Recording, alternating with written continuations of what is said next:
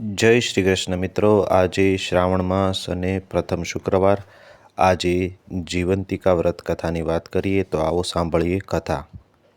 જય શ્રી કૃષ્ણ મિત્રો। આજે વાત કરીએ જીવંતિકા વ્રતની। આ વ્રતની શરૂઆત શ્રાવણ માસના પહેલા શુક્રવારે થાય છે।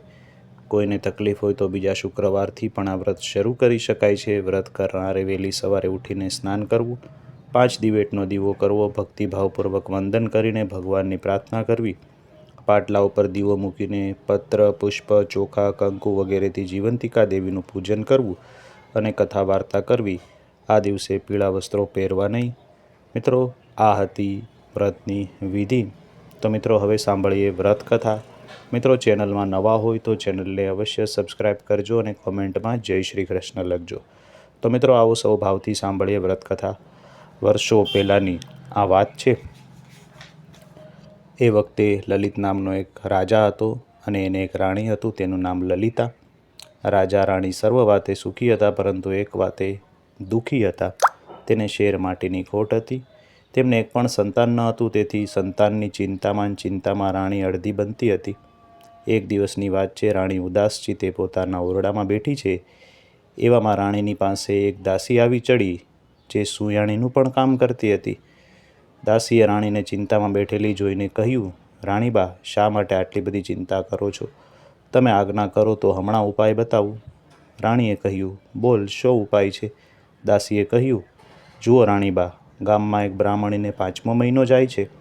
તમે સગર્ભા છો એવો ઢોંગ કરી દો તો આ કામ હું સંભાળી લઈશ। દાસીની આ વાત સાંભળી રાણી વિચારવા લાગ્યા, પણ રાણીને એની વાત ગળે ઉતરી ગઈ। પોતે સગર્ભા છે એવી વાત ફેલાવા માંડી અને આ વાતને 7 મહિના વીતી ગયા। ત્યાં બ્રાહ્મણીએ મધરાતે દાસીને તેડાવી। મધરાતી બ્રાહ્મણીએ પુત્રને જન્મ આપ્યો અને આ પુત્રને છાનોમાનો લઈ દાસી રવાના થઈ ગઈ ને રાણીના ઓરડાની પાછલી બારીએથી દાખલ થઈ બાળક રાણીને આપી દીધો। રાણી તો રાજી થઈ ગઈ। સવારમાં આખા રાજમહેલમાં સમાચાર ફેલાઈ ગયા કે રાણીએ કુંવરને જન્મ આપ્યો છે, એટલે આનંદ થઈ ગયો। આમ રાણીનું વાંજ્યા મેળું ટળી ગયું। પરંતુ પેલી બ્રાહ્મણી તો જીવંતિકા દેવીનું વ્રત કરતી હતી, એટલે દેવી તેના બાળકનું રક્ષણ કરવા માટે રાજમહેલમાં પણ આવી ગઈ। કુંવર જ્યારે ઊંઘતો હોય ત્યારે દેવી તેના ઓશિકા પાસે બેઠા હોય। એમ કરતાં દિવસો પછી મહિના ને મહિના પછી વર્ષો વીતી ગયા। કુંવર મોટો થયો, એનું નામ પડ્યું વિજયકુમાર। રાજા લલિતકુમાર અવસાન પામ્યા એટલે વિજયકુમાર ગાદીએ બેઠા અને રાજા બન્યા। પણ આ રાજા તો ભારે દયાળુ। રાજા વિજયકુમાર તેના પિતાનું શ્રાદ્ધ કરવા માટે ગયાજી માટે નીકળી ગયા। રસ્તામાં એક વાણિયાનું ઘર આવ્યું। એ વાણિયાના ઘરે તેઓ રાતવાસો કરવા રોકાયા।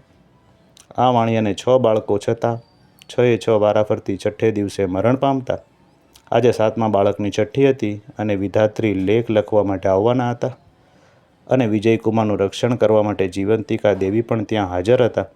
મધરાત થઈ, વાણિયાને ત્યાં વિધાત્રી પધાર્યા એટલે જીવંતિકા માતાએ આડું ત્રિશૂળ કર્યું ને કહ્યું, દેવી વિધાત્રી, તમે અહીંયા ક્યાંથી આવ્યા? વાણિયાના દીકરાની આજે છઠ્ઠી છે એટલે લેખ લખવા માટે આવી છું, તેવું વિધાતાએ જીવંતિકામાને કહ્યું।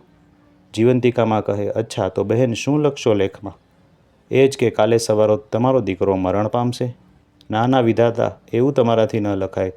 હું તમારી મોટી બહેન છું, અહીંયા હાજર છું, તમે આવું અમંગળ ન લખતા। અંતે વિધાતાએ જીવંતિકા માની વાત માની દીર્ઘાયુષ્ય લખીને ચાલતા થયા। સવાર પડી, વાણિયાએ પોતાના દીકરાને જીવતો જોયો ને નવાઈ પામ્યો। તે રાજીના રેડ થઈ ગયો। તેઓએ આ વિજયકુમારના શુભ પગલાં માની તેમની સરભરા કરી, તેમને ભારપૂર્વક ખૂબ જ સરભરા કરી। રાજા વિજયકુમાર ગયા, વાણિયાને વળતા પોતાના ઘરે જવાનું જઈને વચન આપ્યું। અંતે વિજયકુમાર ગયાજી જવા રવાના થયા। વિજયકુમાર ગયાજી ગયા, ત્યાં શ્રાદ્ધ કર્મ કર્યું, પિંડ આપવા માટે હાથ લાંબો કર્યો, પણ એકને બદલે 2 હાથ દેખાયા। આમ થવાનું કારણ શું તે વિચારવા લાગ્યા। તેણે પંડિતને પૂછ્યું, પણ પંડિત પણ એનો કોઈ જવાબ ના આપી શક્યા। આમાં બીજો કોઈ હાથ દેવી જેવો દેખાતો હતો। વિજયકુમાર શ્રાદ્ધ ક્રિયા પતાવીને પાછા વળ્યા અને વળતા વચન આપ્યા હતા તે પ્રમાણે વાણિયાના ઘરે પાછા રાત રોકાયા। વાણિયાને ત્યાં આજે બીજા દીકરાની છઠ્ઠી હતી।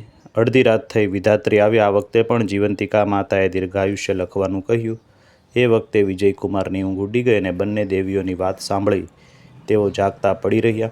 જીવંતિકા દેવી કહે, હે વિધાતા, આ રાજકુમારની માતા વર્ષોથી મારું શુક્રવારનું વ્રત કરે છે, પીળું વસ્ત્ર, પીળા અલંકારો પહેરતી નથી, ચોખાના પાણી મેં પણ ઓળંગતી નથી, એટલે મારે તેનું રક્ષણ કરવું પડે છે.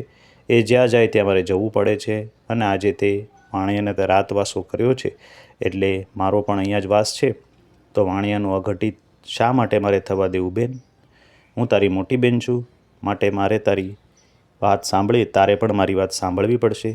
વિધાતાએ ભલે કહી દીકરાના દીર્ઘાયુષ્યના લેખ લખ્યા. વાણિયાએ સવારે ઉઠીને જોયું તો બીજો દીકરો પણ જીવતો હતો. તેને લાગ્યું કે વિજયકુમાર નક્કી કોઈ મહાન પુરુષ છે.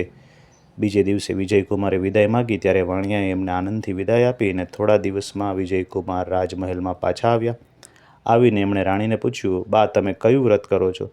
ત્યારે રાણીએ કહ્યું, બેટા, હું તો એકેય વ્રત કરતી નથી. આ સાંભળી વિજયકુમારને નવાઈ લાગી.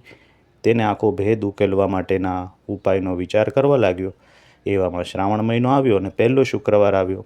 એ દિવસે રાજા વિજયકુમાર આખા નગરમાં ઢંઢેરો પીટાવ્યો કે આજ નગરની તમામ સ્ત્રીઓ પીળા વસ્ત્રો પહેરીને જમવા આવવાનું, કોઈએ ઘરે રહેવાનું નથી. એવામાં એકદમ દાસી સમાચાર લાવી કે એક બ્રાહ્મણી આવવાની ના પાડે છે. આજે એને જીવંતિકા વ્રત છે, એટલે પીળા વસ્ત્રો પહેરીને એ નહીં આવે. એટલે રાજા વિજયકુમાર આખી વાત સમજી ગયા. તેણે બ્રાહ્મણી માટે લાલ વસ્ત્રો મોકલ્યા. આમ વિજયકુમારને તેની માતા મળી ગઈ. તે તેની માતાને ઓળખી ગયા. ત્યારથી ગોરાણી રાજમહેલમાં રહેવા આવ્યા. જીવંતિકા માતાના વ્રતના પ્રભાવથી ગોરાણીને પોતાનો ખોવાયેલો પુત્ર પાછો મળ્યો, અને માતાજીએ તેનું રક્ષણ કર્યું. એવી જ રીતે આ વ્રત કરનારના બાળકોનું રક્ષણ કરજો. માતાજી જેવા ગોરાણીને ફળ્યા તેવા કથા સાંભળનાર, વાંચનાર અને વ્રત કરનાર સૌને ફળજો. તો મિત્રો, વિડીયોને અંત સુધી સાંભળવા માટે આપ સૌનો આભાર. વિડીયો ગમ્યો હોય તો તમારા મિત્રો, સગા સંબંધીને વિડીયો અવશ્ય મોકલજો. આપ સૌને અમારી ચેનલના જય શ્રી કૃષ્ણ.